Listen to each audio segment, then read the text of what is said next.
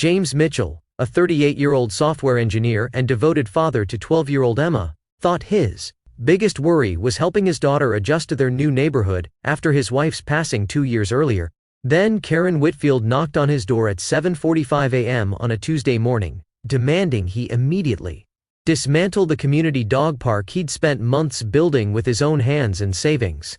What happened next will make you question everything you know about your own HOA board. Before you hear this story, ask yourself, do you really know who's handling your HOA funds? This happened just 18 months ago in Riverside Meadows, a quiet suburban community outside Sacramento. The family involved, they're still living there, and the changes that came from this conflict transformed not just their neighborhood, but how the entire city oversees HOA operations. James had moved to Riverside Meadows specifically for Emma's sake.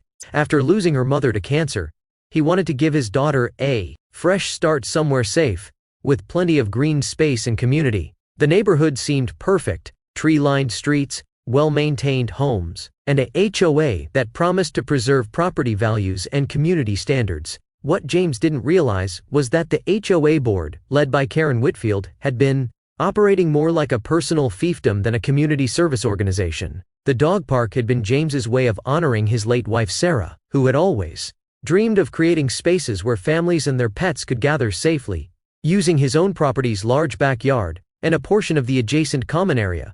With proper permits and neighbor approval, James had invested nearly $15,000 of his own money into creating a fenced, professionally landscaped space complete with agility equipment, weigh stations, and comfortable seating areas.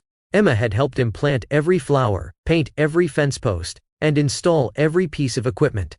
For 6 months, it had been the heart of their healing community. Karen Whitfield, however, saw the dog park as a threat to her carefully constructed empire of control.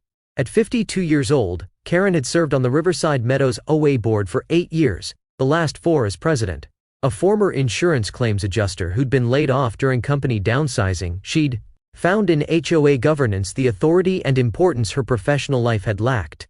But Karen's need for control had evolved into something much darker: a systematic embezzlement scheme that had been draining the community's reserve funds for over 3 years.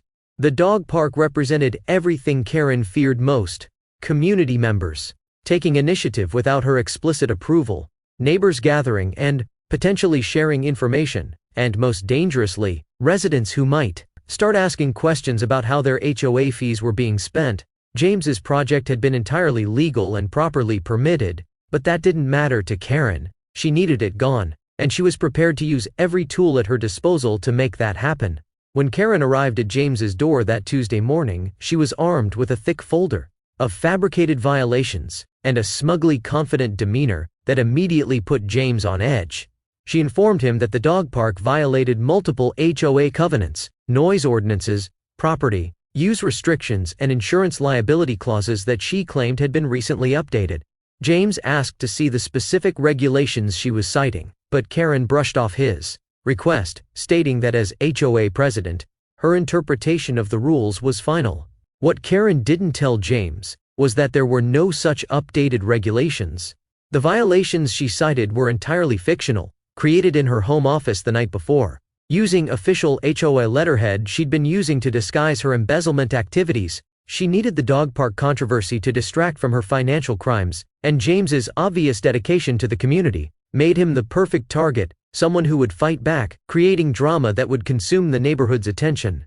James spent the next week researching every HOA document, bylaw, and covenant in the community's founding papers. His background in software development had taught him to approach problems systematically, and he applied that same methodical thinking to understanding his rights as a homeowner. What he discovered was that not only were Karen's cited violations non-existent, but several of the official documents she'd referenced in her demands appeared to have been created years after they were supposedly enacted. Meanwhile, Karen was escalating her harassment campaign.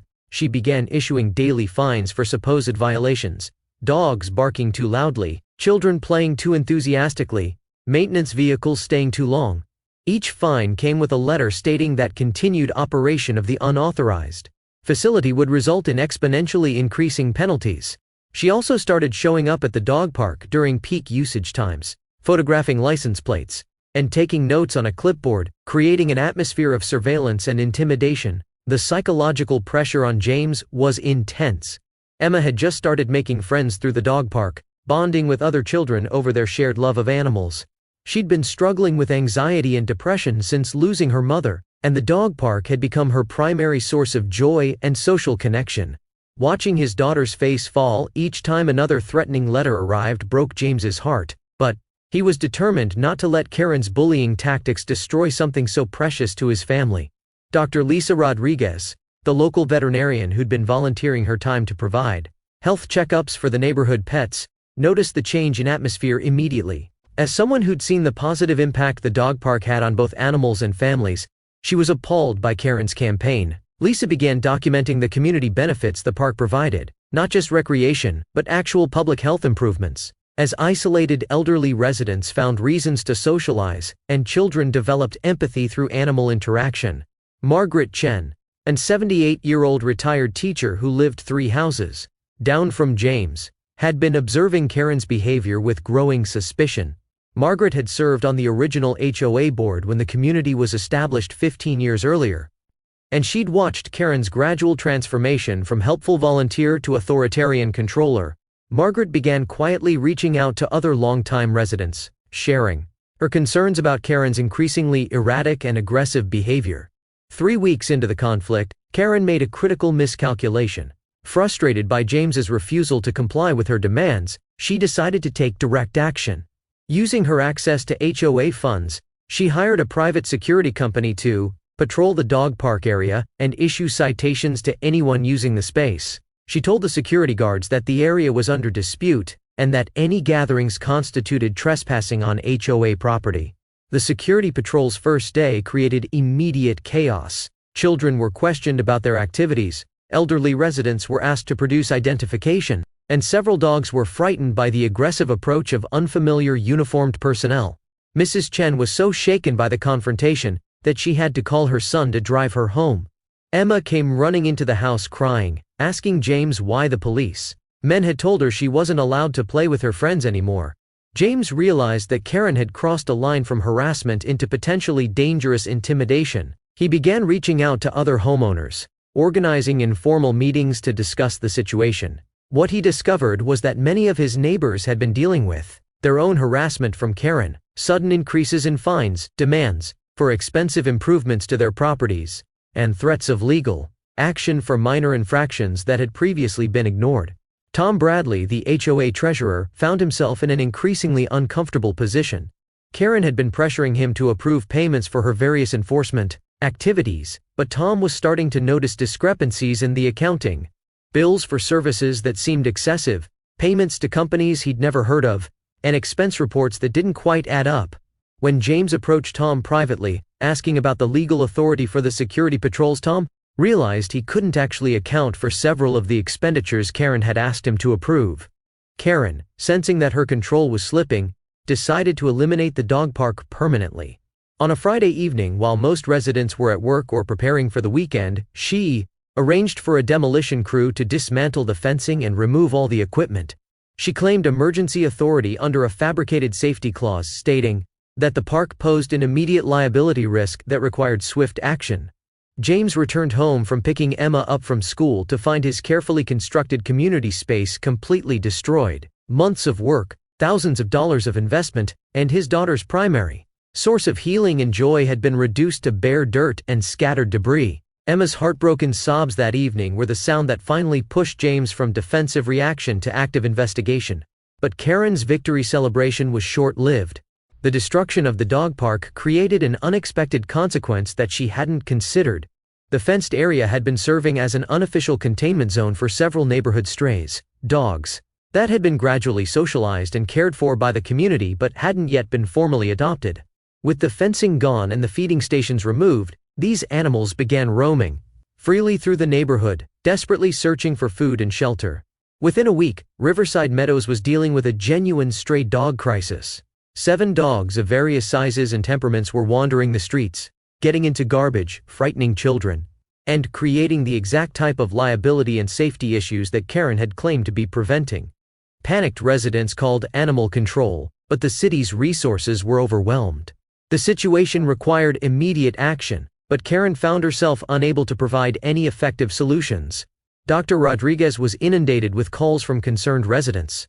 Several of the stray dogs were showing signs of malnutrition and stress. Having lost their reliable food sources and safe gathering space, she began making house calls to treat injured animals and provide emergency care, documenting the health crisis that Karen's actions had created. Her professional reports painted a clear picture of how the dog park's destruction had directly caused the community's current problems. Detective Sarah Harris of the Sacramento County Sheriff's Department became involved when multiple residents filed complaints about the stray dogs and the HOA's failure to address the crisis. As Detective Harris investigated the situation, she began noticing inconsistencies in Karen's explanations. The security patrols, the emergency demolition, and the various expenses Karen claimed were necessary for community safety didn't match the actual circumstances she was observing. James used his software skills to create a comprehensive timeline of events, complete with photographs, documents, and witness statements. His methodical approach revealed patterns in Karen's behavior that suggested something more than mere power-hungry overreach.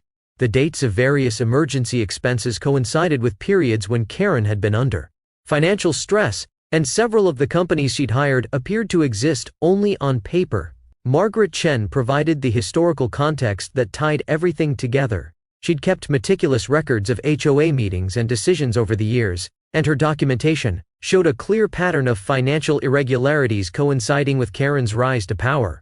Expenses that had been voted down by the board had somehow been paid anyway. Contractors who'd never completed their work had received full payment. Reserve funds that should have been growing had mysteriously remained stagnant despite years of homeowner contributions. The breakthrough came when Tom Bradley, overwhelmed by guilt and fear, approached James privately. Tom revealed that Karen had been pressuring him to approve payments using forged board resolutions and fabricated emergency authorizations. She'd convinced him that these were legitimate expenses, but as the stray dog crisis worsened and residents began asking harder questions, Tom realized he'd been manipulated into enabling financial fraud. Tom provided James with copies of financial documents that showed the true scope of Karen's embezzlement. Over 3 years, she'd stolen nearly $90,000 from the community's reserve funds. Using a complex scheme of fake vendors, inflated invoices, and unauthorized expenditures, the money had been used to pay off Karen's credit cards, cover her mortgage payments, and fund her increasingly expensive lifestyle. Detective Harris's investigation expanded from a simple community dispute to a serious financial crimes case. Karen's panic was evident as she realized the scrutiny her own actions had invited. She began making increasingly desperate moves, claiming that the financial irregularities were accounting errors, that Tom had acted without her knowledge, and that the whole situation was a conspiracy by James to discredit her legitimate authority. But Karen's web of lies was unraveling faster than she could repair it. The security company she'd hired revealed that she'd paid them with personal checks, then submitted inflated invoices to the HOA for reimbursement. The demolition crew confirmed that they'd been told the work was privately funded, contradicting Karen's claims that it was an emergency HOA expense. Even the letterhead she'd been using for fake violations contained subtle formatting errors that James's technical eye had identified as inconsistent with official HOA documents. Emma's role in exposing the truth was both innocent and crucial. During a neighborhood gathering at Margaret Chen's house, Emma mentioned that she'd seen Karen's car parked at the local bank several times during school hours, always followed by shopping trips to expensive stores. Emma's childlike observation about Karen always having new jewelry and purses provided investigators with timeline markers that correlated perfectly with unauthorized withdrawals from HOA accounts. The community's response to the revelations was swift and decisive. Residents who'd been intimidated by Karen's authoritarian approach suddenly found their voices, sharing stories of harassment, excessive fines, and suspicious expenditures. The pattern of behavior painted a picture of someone who'd been systematically exploiting her position for personal gain, while creating an atmosphere of fear to prevent questioning. Dr. Rodriguez's documentation of the health crisis caused by the dog park's destruction became crucial evidence in demonstrating Karen's poor judgment and the negative consequences of her actions. The city's animal control department confirmed that the destroyed park had been functioning as an effective management tool for the stray animal population, and its removal had created a public safety issue that could have been easily prevented. Mayor Patricia Vance became personally involved when the story gained local media attention. The idea that an HOA board member had embezzled community funds while creating dangerous conditions for families and animals was exactly the type of governance failure that reflected poorly on the city's oversight. Mayor Vance ordered a comprehensive audit of all HOA operations within city limits and implemented new oversight requirements to prevent similar abuses. Karen's arrest came on a Wednesday morning, exactly 2 months after she'd first knocked on James's door with her fabricated violations. Detective Harris and 2 other officers executed a search warrant at Karen's home, seizing financial records, computers, and evidence of her lavish spending. Karen's attempts to claim innocence were undermined by the mountain of documentation that James, Tom, Margaret, and other residents had compiled. The financial investigation revealed that Karen's embezzlement was even more extensive than initially suspected. She'd been skimming money from virtually every HOA account, maintenance funds, insurance reserves, landscaping budgets, and emergency funds. Her scheme had been successful for so long because she'd been careful to spread the theft across multiple categories and time periods, making the losses less noticeable in any single area. The community's healing process began immediately after Karen's arrest. James, with support from Dr. Rodriguez and Margaret Chen, organized a neighborhood meeting to address the stray dog situation and discuss rebuilding the destroyed park. The response was overwhelming. Residents volunteered time, money, and expertise to create something even better than what had been lost. The new dog park, built with proper HOA approval and community oversight, became a symbol of positive change. Emma, who had initially been devastated by the destruction of her safe space, found herself at the center of a community-wide effort to create something beautiful and lasting. Her input on the design was taken seriously by adults who recognized that children's perspectives were valuable in creating truly inclusive spaces. Tom Bradley, relieved to be free from Karen's manipulation, worked with city auditors to implement transparent financial reporting systems. The recovered funds from Karen's assets were returned to the community, with additional oversight mechanisms, ensuring that no single person could ever again wield such unchecked authority over residents' money.